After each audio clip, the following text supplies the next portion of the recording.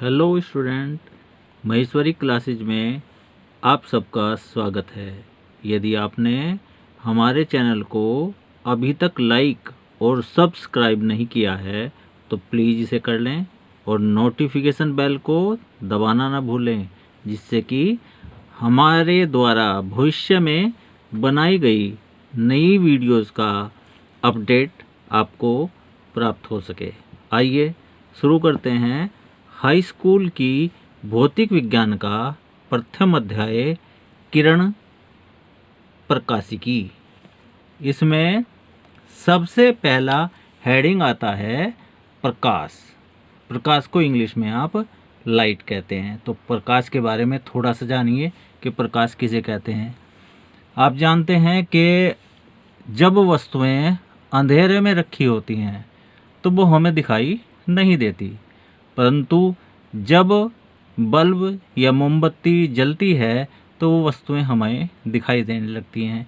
इसका क्या कारण है कि जब बल्ब से या मोमबत्ती से विकिरण आपतित होकर किसी दूसरी वस्तु पर पड़ता है और वह वहाँ से परावर्तित होकर हमारी आँख के रेटिना पर टकराता है तो वस्तु हमें दिखाई देने लगती है। सिंपल भाषा में हम कह सकते हैं कि प्रकाश जो होता है वो एक प्रकार की एनर्जी होती है, ऊर्जा होती है। जब प्रकाश वस्तु से टकराकर हमारी आँख की रेटिना पर पड़ता है तो वस्तु हमें दिखाई देने लगती है। अब प्रकाश के अनुसार हमारी जो वस्तुएं हैं वो 3 प्रकार की होती हैं।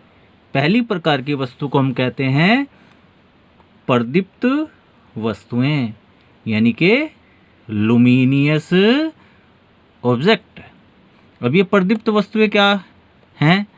ऐसी वस्तुएं जो प्रकाश उत्सर्जित करती हैं प्रदीप्त वस्तुएं कहलाती हैं। फॉर एग्जाम्पल जैसे सूर्य है, तारे हैं, मोमबत्ती है, जलता हुआ बल्ब है, ये सभी जो हैं क्या करते हैं? प्रकाश का उत्सर्जन करते हैं। इसलिए ये सभी वस्तुएं प्रदीप्त वस्तुएं कहलाती हैं।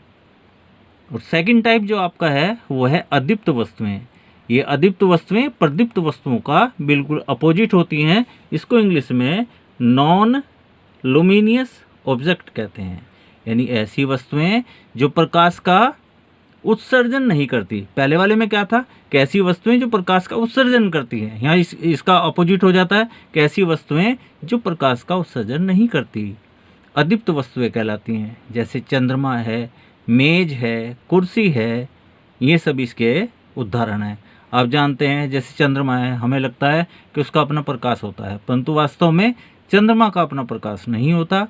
जब सूर्य का जो प्रकाश है वो चंद्रमा पर पड़ता है तो परावर्तित होकर वो पृथ्वी तल पर पहुंचता है। चंद्रमा का अपना प्रकाश नहीं होता। तो ये सभी वस्तुएं जो उदाहरण हमने दिए हैं, चंद्रमा है, मेज है, कुर्सी है, ये सभी वस्तुएं अदीप्त वस्तुओं के उदाहरण हैं। इसके बाद अगला जो टॉपिक है वो है हमारा प्रकाश किरण। इसको हम इंग्लिश में लाइट रे कहते हैं। लाइट बीम जो है ये अगला चैप्टर है, अगला टॉपिक है आपका।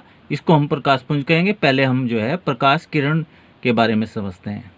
आप जानते हैं कि प्रकाश जो है सीधी रेखा में चलता है, तो प्रकाश का जो पथ होता है, उसका जो रास्ता होता है, चलने का जो रास्ता होता है, उसको आप प्रकाश किरण कहते हैं। इसके बाद आपका प्रकाश पुंज है, यानी लाइट बीम है। अब लाइट बीम क्या है? ये जो है प्रकाश किरणों का जो समूह होता है उसको हम प्रकाश किरण पुंज कहते हैं, यानी प्रकाश किरणों के समूह को प्रकाश किरण पुंज कहते हैं। अब ये कितने प्रकार के होते हैं? ये 3 प्रकार के होते हैं। पहला प्रकार है समांतर किरण पुंज। समांतर शब्द से ही पता चल रहा है कि ये देख रहे हैं आप, ये प्रकाश की किरणें हैं, ये एक दूसरे के पैरेलल हैं, समांतर हैं। तो जब प्रकाश की किरणों का पथ समांतर होता है तो इन किरणों को समांतर किरण पुंज कहते हैं।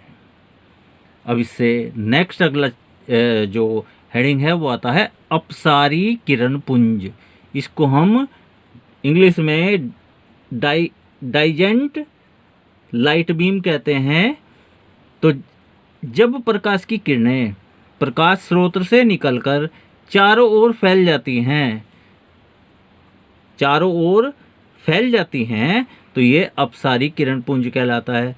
अब आप चित्र में देख रहे हैं, ये है प्रकाश किरण, ये है आपका प्रकाश स्रोत, और ये जो हैं ये किरणें निकल रही हैं।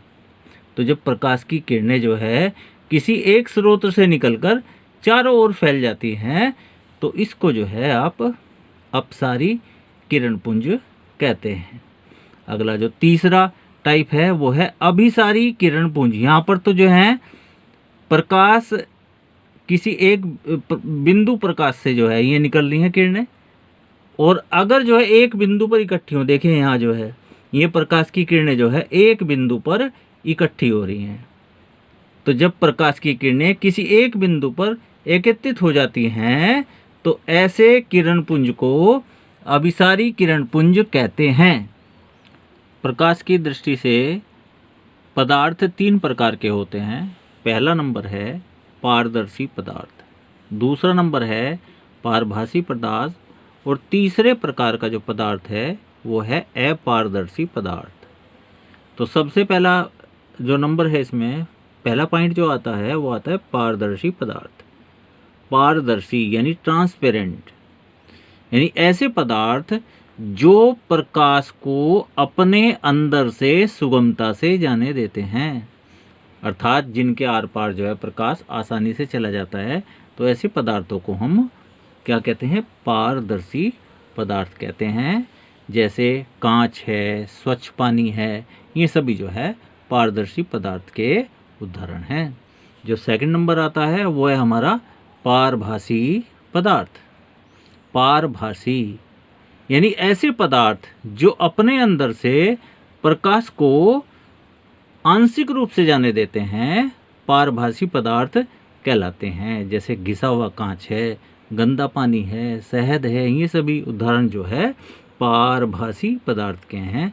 अर्थात ये पदार्थ को सुगमता से तो जाने नहीं देते, परंतु कुछ प्रकाश जो है इनके आर पार चला जाता है। उसके बाद इसका लास्ट टॉपिक है अपारदर्शी पदार्थ। अपारदर्शी, पारदर्शी का उल्टा। पारदर्शी में पदार्थ जो है, पारदर्शी पदार्थों में क्या होता है? प्रकाश सुगमता से चला जाता है। परंतु अपारदर्शी पदार्थ क्या है? कि ऐसे पदार्थ जो अपने अंदर से प्रकाश को जाने नहीं देते, तो उनको हम अपारदर्शी पदार्थ कहते हैं। जैसे दीवार, मेज, कुर्सी आदि। तो इस वीडियो में इतना ही। अगली वीडियो में मिलते हैं नए टॉपिक के साथ।